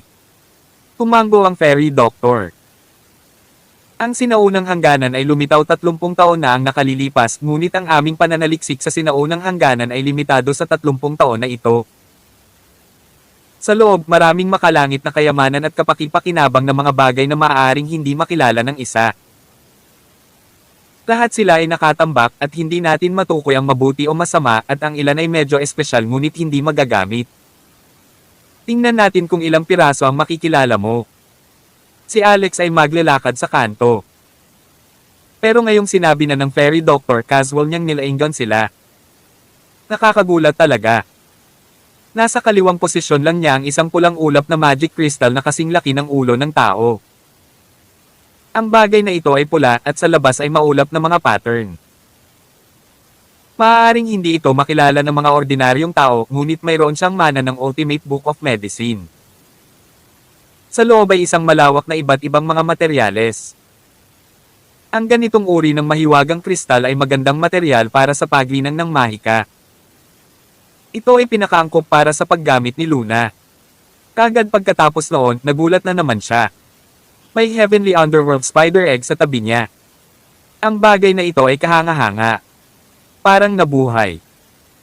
Kung ang isang heavenly underworld spider ay napisa mula dito, ito ay magiging isang perpektong alagang hayop. Gayunpaman, hindi interesado si Alex sa ganitong uri ng makamandag na alagang hayop. Kagad pagkatapos nito, isang ice toad. Tawag. I-Prick. I-Click. I-Subscribe kwentong nobela. Kabanata 1746. The Essence of the Earth Monarch, the Sky Pure Sand, at iba pa. Maraming bihirang materyales.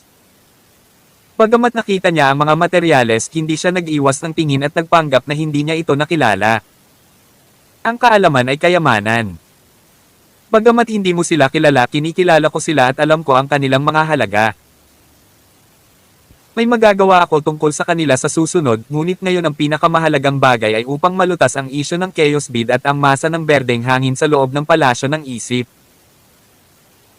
Nag-aalala siya na baka sisubog ang ulo ng dalawang ninuno kapag patuloy na humahaba ang issue. Puntahan mo. Pumalik ka ulit. Di nagtagal, nakita na ni Alex ang pinagmulan ng lahat. Isang kahoy. Ito ay isang piraso ng madilim na kahoy, ngunit ang laki nito ay napakalaki. Ito ay 100 beses na mas malaki kaysa sa nakuha ni Alex noong nakaraan. Ito na naman ang ganitong uri ng kahoy. Ano ba ang gamit nito? Habang naguguluhan si Alex, biglang nagbago. Ang masa ng berdeng ilaw sa palasyo ng isip ni Alex ay biglang lumabas sa glebele ni Alex. Sa isang whoosh, dumaloy ito sa itim na kahoy. Ang fairy doctor at Tita Beck ay tumingin lamang sa iba pang mga gamit sa bodega kaya hindi nila namalayan ang ganoong pagbabago. Sa sumunod na segundo, biglang lumiwanag ang kahoy na bloke na sinugod ng berdeng ilaw. Isang bitik lang noong una. Kagad pagkatapos, hindi mabilang na mga butil ng berdeng ilaw ang tumakip sa buong kahoy na bloke ng isang whoosh. Nagkaroon pa nga ng daloy ng liwanag na umiikot sa kahoy. Ah! Ano ito? Bakit biglang lumiwanag ang bagay na ito? Pati ang fairy doctor ay nabigla. Gayunpaman, naramdaman niya na ang aura na nagmumula sa kahoy ay malakas. Ito ay sinaunang ngunit walang hangganan. Buzz! Nang gusto niyang lumapit at tumingin ng mas malinaw, biglang sumabog mula sa kahoy ang isang pagsabog ng walang kapantay na enerhiya. Sandaling yumanig ang buong bodega. Ang bugzo ng enerhiya na iyon ay nagpatamba kay Alex, ang fairy doctor, at Tita Beck doon at pagkatapos. Kagad pagkatapos, ang ilang tauhan na nagbabantay sa pasukan sa labas ay agad ding nahimite at nawala ng malay. Tulad ng hindi nakita ni Alex at ng iba pa, ang ilaw sa kahoy ay kumikinang ng matindi na may hindi mabilang na mga sinaunang rune na umiikot dito. Makalipas ang kalahating minuto, ang kakaibang bloke ng kahoy na mahigit 10 metro ang haba ay naging mas malaking masa ng berdeng liwanag at mabangis na sumugod sa palasyo ng isip ni Alex.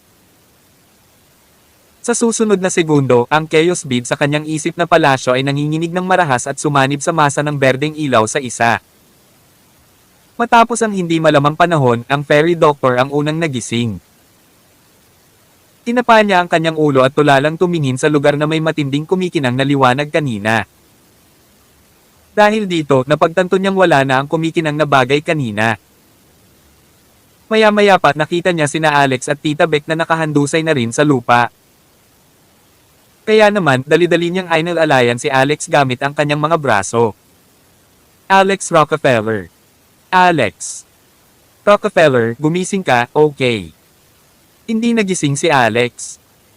Gayunpaman, nagising si Tita Beck. Sumigaw siya, anong nangyari? Ano ang nangyayari? Di asterisk man, halimaw ba iyon? Sa kabila ng matagal na pagsigaw, hindi man lang siya inabala ng fairy doctor. Saka lang siya kumalma at tumingin kay Alex. Matapos gamitin ang kanyang kamay para tingnan ang hininga nito, nakahinga siya ng maluwag. Magaling siya. Hindi siya patay. Instructor Fairy Doctor, estudyante mo ba ito? Nang makita ang nag-aalalang hitsura ng Fairy Doctor, naisip pa ni Tita Beck na boyfriend niya ito. Humanggo ang Fairy Doctor. Samantala, ang banal na kamalayan ni Alex ay lumubog na ngayon sa palasyo ng isip. Agad siyang natigilan matapos makita ang sitwasyon sa loob. Laking gulat niya nang may nakita siyang puno sa palasyo ng isip. Kabanata 1747. Laking gulat ni Alex. Hindi pa siya nakakita ng sinumang maaaring magtanim ng puno sa palasyo ng isip. Wala ring lupa sa kanyang isip palasyo. Anong uri ng puno ito? Pagkatapos niyang maglibot sa puno ay mas nagulat siya. Sa gulat niya, ang kanyang sira-sirang chaos bead ay nakasabit sa puno na parang prutas. Ito ay naging isang puno. Ano ang nangyayari? Ang puno ay hindi kalakihan at ito ay mas maikli kaysa sa kanya. Gayunpaman, ito ay isang tunay na puno na may mga dahon at isang puno. Ang mga ugat ay hindi makita. Hindi niya maisip kung anong uri ng bagay ang nakatago sa ilalim ng kanyang isip palasyo. Ang punong iyon ay isang uri ng hayop na hindi pa niya nakita. May mga kakaibang rune pa nga sa trunk. Ang mga rune na ito ay iba sa mga nakilala niya. Gayunpaman, sa sandaling ang kanyang banal na kamalayan ay lumapit dito, naramdaman niya ang isang pakiramdam ng pagpapalagayang loob. Ito ay napaka-komportable at palakaibigan. Bukod dito, ang puno ay napapaligiran ng kung anong malabo. Hindi niya matukoy kung ano iyon, ngunit mayroon itong isang sinaunang ngunit walang hangganang aura na nagpanginag sa kanyang puso. Nang ang kanyang banal na kamalayan ay lumakad ng kaunti upang hawakan ang material, isang hindi pa nagagawang pakiramdam ang biglang bumulwak sa susunod na sandali. Ang kanyang banal na kamalayan ay tila tumalon sa kumukulong tubig. Hindi, ito ay nasa lava. Sa sobrang init ay napatalon siya sa gulat at nagmamadaling umatras paatros. Gayunpaman, isang tipak ng kulay abong hangin ang pumaligid sa kanya at nahukay sa kanyang banal na kamalayan. Sa sandaling iyon, siya ay nasa malungkot na sakit at patuloy na sumisigaw. Tapos na ako. Mamamatay ako. Dahil dito, tila nakaranas siya ng libu-libong pagkamatay. Ang kanyang banal na kamalayan ay tila nasira at muling naisa-isa matapos maputol ng libu-libong talam. Ang proseso ng pagkawasak at pagsasama ay paulit-ulit. Desperado na sinubukan ni Alex na paalisan ang masa ng abuhing ambon. Sa huli, hindi lang niya ito nabigo kundi ang ambon na nakapalibot sa puno ay unti-unting lumaki at binalot siya sa loob nito. Isang salita na lang ang natitira sa kanyang kamalayan: sakit. Si Richard Asterisk. Alex Rockefeller, Alex Rockefeller. Patuloy na inalog ng fairy doctor ang katawan ni Alex, sinusuri ang kanyang pulso at sinisiyasat ang kanyang mga mag-aaral. Dahil isa siyang fairy doctor, natural, hinabol niya rin ang mga kasanayang medikal. Gayunpaman, ito ay kakaiba. Ang espiritual na kapangyarihan sa katawan ni Alex ay patuloy na gumagala ng mabilis na parang kidlat. May kakaibang enerhiya pang ang umiikot dito pero hindi na lang siya nagising. Nang ihatid niya ang kanyang espiritual na kapangyarihan sa katawan ni Alex, tumalbog ito sa kakaiba, abnormal na enerhiya. Ano ang nangyayari? Maaaring may isang uri ng hindi kilalang halimaw ang pumasok sa kanyang katawan at kinukuha ang kanyang kaluluwa. Bulalas ni Tita Beck, Instructor Fairy Doctor, ano ang nangyayari sa iyong estudyante? Hindi kaya nauugnay ito sa berdeng ilaw kanina? Nakatayo siya malapit dito kanina lang. Hindi siya inatake o sinalakay ng ilang masamang nilalang, tama ba? Niyakap ng Fairy Doctor si Alex at nagtanong na may tame time na ekspresyon, ano ang kumikinang na bagay na iyon ngayon? Sabi ni Tita Beck, hindi ko rin alam. Kung alam ko lang, hindi sana ito inilagay dito. Ito ba ay isang masamang chi? Narinig ko na mayroong isang uri ng halaman na maaaring linangin ang sarili upang maging isang espiritu. Maaaring ang kahoy na bloke ay isang kahoy na demonyo.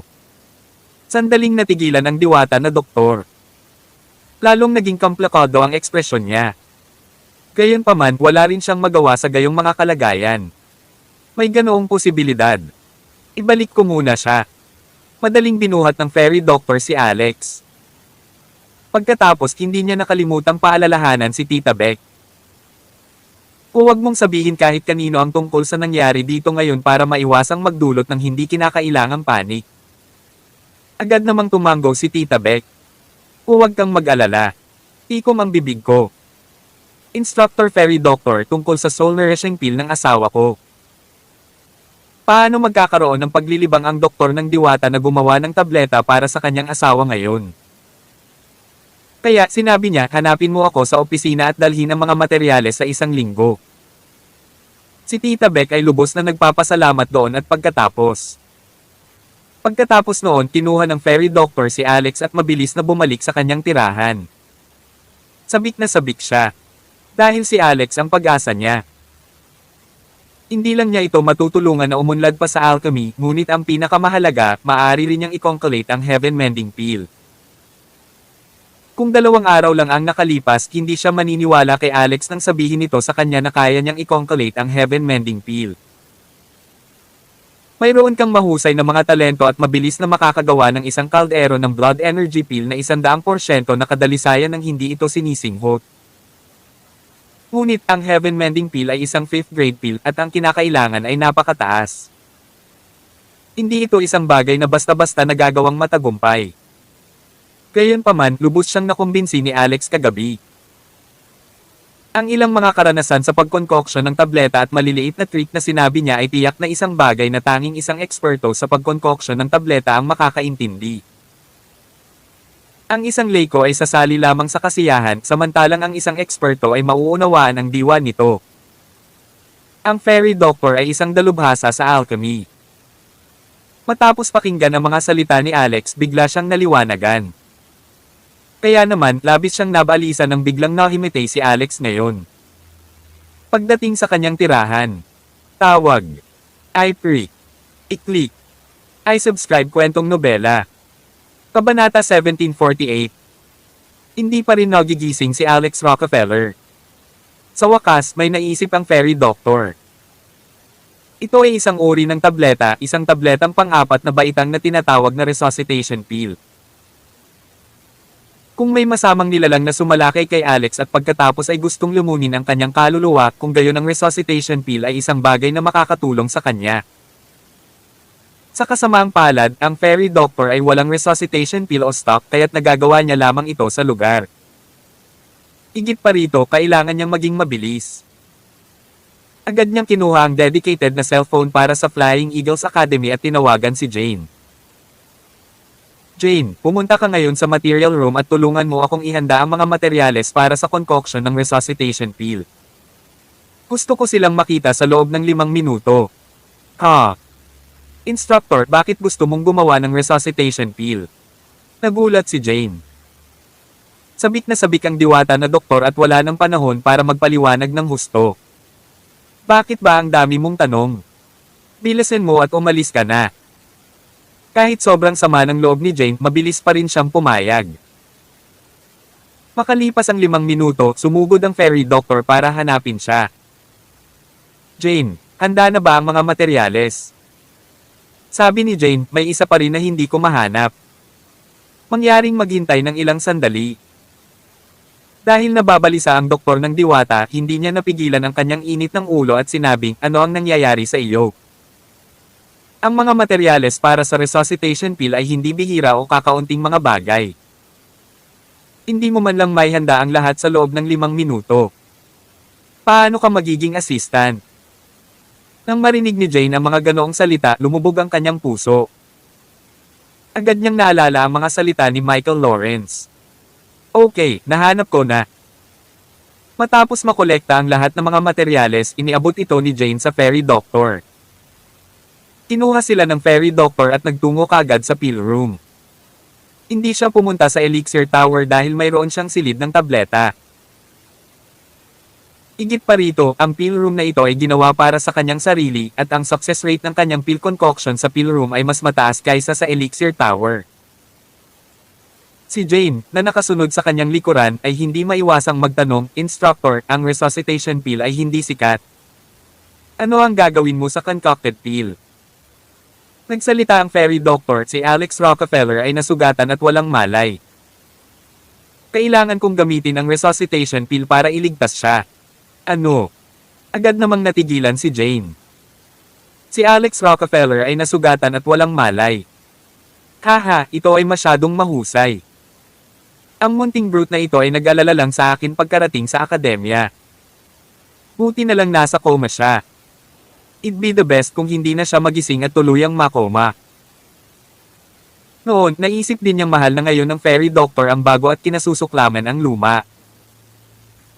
Simula nang narito ang beastard na si Alex, siya ay tinatrato na siya na parang hamak na damo. Tama si Michael. Maya-maya, papalitan na siya ng lalaking ito. Habang nag-iisip siya, nakagawa na siya ng desisyon. Noong naghahanda na ang doktor ng diwata sa paggawa ng tableta, nagtimpla si Yoni ng isang tasa ng kape para sa doktor ng diwata. Pagkatapos palihim niyang inilabas ang gamot na binigay sa kanya ni Michael kanina at inihulog sa kape bago hinalo ng maayos. Instructor, nagtimpla ako ng isang tasa ng kape para sa iyo. Dapat mong inumin ito para ma-refresh ang iyong sarili. Ang concoction ng resuscitation pill ay nangangailangan ng hindi bababa sa 2 oras at hindi ka maaaring magkamali sa oras na iyon. Tumango ang fairy doctor. Hindi na siya nag-iisip pa at ininom ang kape sa isang lagok. Nang makita ni Jane na matapos siyang uminom ay bahagyang umangat ang gilid ng kanyang bibig. Then, she said, Instructor, then I won't bother with your pill concoction. Magbabantay ako sa labas. Tawagan mo lang ako kung may kailangan ka. Sige. Hindi nagtagal pagkalabas ni Jane ng silid, ang diwata na doktor na nagsisimula ng hawakan ang mga halamang gamot ay marahas na umiling at naramdamang may hindi tama. Itong kape. Jane. Nagulat ang fairy doctor nang mapagtanto niya ang nangyayari. Gayunpaman, ang epekto ng gamot ay masyadong malakas. Sa sandaling iyon, halos hindi niya mapigilan ang sarili. Kabanata 1749. Jane. Jane, ano ang pinakain mo sa akin? Ang fairy doctor ay mahusay sa medisina at ang kanyang alchemy ay kasalukuyang kilala bilang ang pinakamahusay sa Amerika. Paanong hindi niya malalaman na nakadroga siya nang maramdaman niya ang kakaibang pakiramdam sa kanyang katawan sa sandaling ito? Bukod dito, masasabing napakalakas ng epekto ng gamot. Agad nitong pinapasok ang mga tao sa estado. Sa sandaling ito, ang mukha ng diwata na doktor ay namumula at ang kanyang buong leeg ay namumula rin. She yelled and knocked the pill concoction materials in front of her. Ngayon, wala nang ibang mahalaga para sa kanya. Ang mahalaga ay kailangan niya ng lalaki. Natanggal ang belo sa mukha niya at nasira ang damit. Sa sandaling ito, nauntog siya sa sulok ng mesa. Nang medyo huminahon na siya sa sakit, agad niyang kinagat ang kanyang dila. Kasabay nito, hindi na naghintay si Jane sa pasukan ng pill room. Sa halip, hinanap niya si Michael Lawrence at sinabing, "Bro Michael, tapos na. Inubos na ng fairy doctor ang bagay na ibinigay mo sa akin ngayon." Siya ngayon ay nasa pill room at tila mayroon na siyang simula. Bukod dito, narinig ko na ang Rockefeller guy ay tila nasugatan at walang malay. Dapat nasa bahay siya ng fairy doctor ngayon. Hindi nag-iisa si Michael. Sa kwarto niya, may ibang tao, ito ay walang iba kundi si Spencer Quinn. Nang matapos magsalita si Jane, napagtanto niyang may ibang tao sa silid. Napasigaw siya sa gulat doon at pagkatapos. Masayang sabi ni Michael, "Don't worry, this is my dad's confidant." Siya ay tinatawag na Spencer Quinn. "Sis Jane, magaling ka. Hindi ko ine-expect na ganito ka-efficient. Talagang kaya mo. May nakita ka ba noong pumunta ka dito?" Sabi ni Jane, "Hindi, huwag kang mag-alala. Lalo akong nag-ingat." Nakangiting sabi ni Michael, "Maganda kung ganoon." Medyo kinilabutan si Jane habang nagtanong, "Bro Michael, may mangyayari ba?" Pagdating ng panahon, malalaman ng fairy doctor na ako ang nagdroga sa kanya. Ikaw. Maaari ka bang gumawa ng agarang pag-aayos upang hayaan akong umalis sa akademya at pumunta sa lugar ng iyong ama? Tumawa si Michael habang sinabi, "Hindi na kailangang pumunta sa lugar ng aking ama." Bakit? Dahil ang isang patay na tao ay hindi kailangang pumunta sa lugar ng aking ama. Ano ang sinabi mo? Biglang natauhan si Jane. Gusto siyang patayin ni Michael Lawrence. Sa isang iglap, labis siyang nanghinayang dahil namutla ang kanyang mukha. Gusto niyang tumalikod at tumakbo palayo, ngunit paano siya makakatakas mula roon? Bago pa mahawakan ng kamay niya ang doorknob, sinalo siya ni Spencer at agad na tinapik ang acupoint niya. Sinabi ni Spencer kay Michael, "Ang tagal kong hindi nagagalaw ng babae." Kahit na ang babaeng ito ay hindi maihahambing sa fairy doctor, isa rin siyang magandang consolation prize. Young master, bilisan mo at hanapin mo ang fairy doctor. Magsaya ka. Tandaan, idikit ang anting-anting na iyon sa doktor ng diwata at pagkatapos ay kumuha ng video. Ito ay ebidensya. Kapag napag-usapan mamaya, si Young Master ang magiging biktima at ang doktor ng diwata ang siyang ipipilit ang sarili sa isang lalaki sa pamamagitan ng pag-asa sa kanyang mataas na cultivation base. Kung ang isang tao ay kailangang magsisi, ito ay ang fairy doctor. Tumanggo si Michael. Naiintindihan ko. Ang doktor ng diwata ay kapatid na babae ni Principal Henderson. Ang pagkakakilanlan na ito lamang ang naging dahilan upang bumigay ang mga binti ni Michael. Kaya naman, gumawa siya ng iba't ibang pandaraya. Kung hindi, hiniling niya kay Spencer na patumbahin ang fairy doctor para mapilitan siya nito. Pupunta ako ngayon. Kinawayan ni Michael ang kanyang kamay at naglakad patungo sa tailor-made pill room ng fairy doctor. Samantala, tumingin si Spencer kay Jane habang marahang sinusuklay ng mga daliri ang makinis nitong mukha. "Real, beauty, laro tayo. Kung masunurin ka, baka iligtas ko ang buhay mo." Sa sinabi ni Spencer, pinunit niya ang damit niya. Pinuhat niya ito sa kanyang mga bisig at pumasok sa silid. Dalawang agos ng panghihinayang na luha ang dahan-daang dumausgas sa mukha ni Jane. Sa kasamaang palad kahit na gusto niyang humingi ng tulong sa fairy doctor, wala siyang magawa. Si Richit Asteris. Tuwang-tuwang naglakad si Michael patungo sa pill room ng fairy doctor. Ito ay naging 7 taon. Si Michael Lawrence ay pumasok sa Flying Eagles Academy 7 taon na ang nakararaan. Mula nang makita niya ang hitsura ng diwata na doktor sa unang pagkakataon, siya ay labis na natulala sa kanya. Gayunpaman, hindi pa niya nahawakan ang kamay ng fairy doctor sa nakalipas na 7 taon. Ang fairy doctor ay godsister ni Principal Henderson at nagkaroon ng magandang relasyon kay Jade Benmore. Dahil doon lang, hindi naglakas loob si Michael na kumilos ng walang ingat. Tawag. I-Pre. I-Click. I-Subscribe kwentong nobela. Kabanata 1750. Higit sa lahat, ang diwata na doktor ay dalisay at marangal. Never siyang nakipag-eskandalo sa isang lalaki. Siya ay punong-puno ng enerhiya ng engkanto na ang mga lalaki ay hindi maglalakas loob na dungisan siya. Gayunpaman, ang oras na ito ay naiiba. Ang hitsura ni Alex ay sumire sa enerhiya ng diwata at nahawahan siya ng hangin ng kaharian ng tao na naging dahilan upang magkaroon siya ng pagnanasa ng isang babae sa isang lalaki. Ang pinakakasuklam-suklam na bagay ay ang hindi niya gusto sa kanya, ngunit sa halip ay nakasama ang mongrel na iyon. Ito ay isang bagay na hindi niya kayang tiisin. Kaya naman, kailangan niyang mag-strike muna para maneg. Sa sandaling ito, ang punong guro ng Flying Eagles Academy ay wala sa paligid at ang mga eksperto ay nasa labas. Nagpunta rin si Jade Benmore sa Myriad Demon Valley, kaya malamang na hindi siya makaalis dito. Ang tiyempo, lugar at mga kalagayang panlipunan ay lahat ay nakahanay sa kanyang pabor. Siya ay nagpasya na subukan ito. Nakarating na siya sa pill room. Gayunpaman, nang bubuksan na sana ni Michael ang pinto ng pill room, biglang itinulak ang pinto. Ang malakas na pagkabigla ay nagtapon kay Michael. Pagkatapos, nakita niya ang gusot na diwata na doktor na nagmamadaling lumabas ng silid. Namumula ang kanyang mga mata dahil sa pagpasok ng gamot. Gayunpaman, may dugo sa kanyang mga balikat. Maliwanag, sinubukan niyang panatilihin ang kanyang katinoan sa pamamagitan ng pananakit sa kanyang sarili. Pagkatapos magmadaling lumabas ng pill room, nagmamadali siyang tinungo ang kanyang tirahan.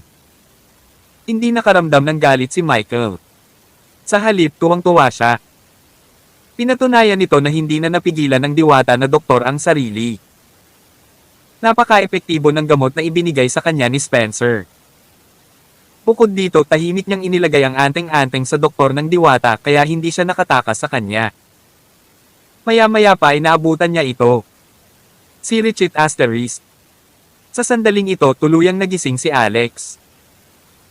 Nang bumalik ang kanyang divine consciousness sa kanyang katawan, naramdaman niya na parang habang buhay na siyang nawala sa mundo.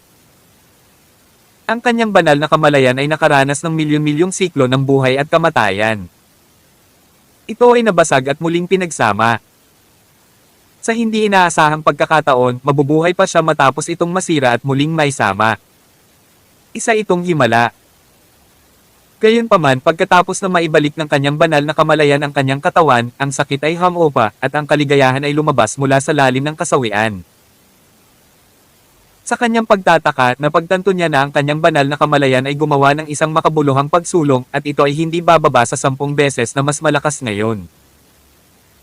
Sa nakaraan, ang kanyang banal na kamalayan ay maaaring umabot ng hanggang 100 metro ang layo. Ngayon, naramdaman niya kaagad ang anumang paggalaw sa loob ng 1 kilometro. Pumuti na rin ang kanyang paningin at pandinig.